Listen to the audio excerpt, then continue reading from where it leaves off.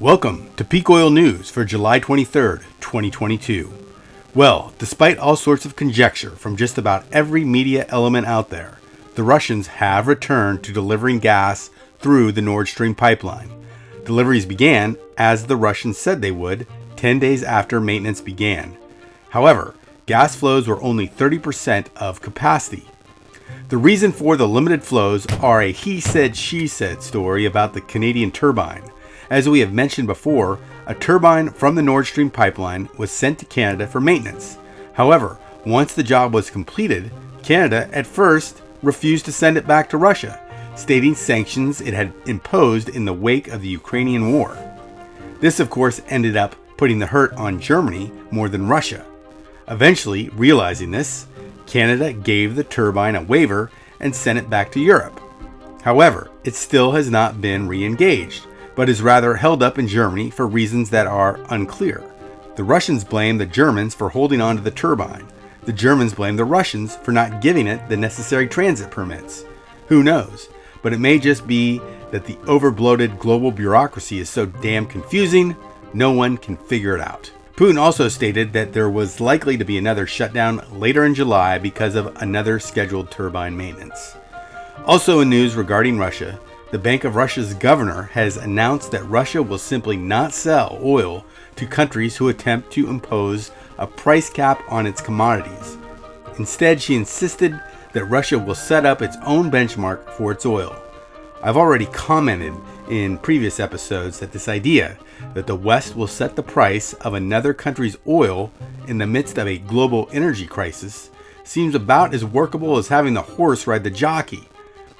But such are the times. Problems in fracking.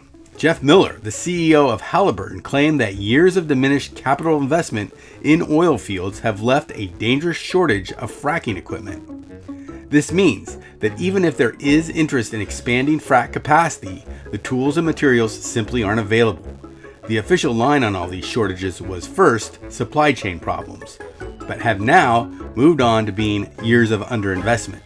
Meaning, they are now blaming rising prices on frack materials because banks and capital have not been investing in oil infrastructure. But one has to wonder here, what came first, the chicken or the egg?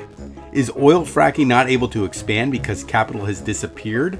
Or did capital disappear because fracking is not able to expand? This is a concept I plan to cover in another video. But for now, keep an eye out for complaints about inflation in oil drilling equipment, for it is an expected outcome of an energy system that is suffering from diminishing ROI. More on this concept in another video.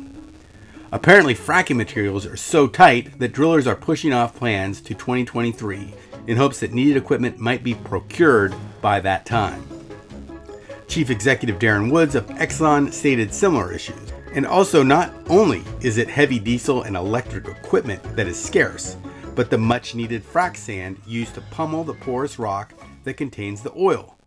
Perhaps even most disconcerting, Russell Hardy, CEO of the largest independent oil merchants, claims that the market can't even see where the needed supply might come from in the future. Our third story. And surprise, surprise, with oil and natural gas being harder to find and more expensive, more and more economies are turning to coal. We reported a few weeks ago on the increase in German consumption of coal. It looks as if this phenomenon has spread to Europe in general and to parts of Asia, particularly China. The EU is expecting a 5% increase in coal production this year, with expectations that this number will be higher in the short term as the bite of natural gas shortages cut into the economy.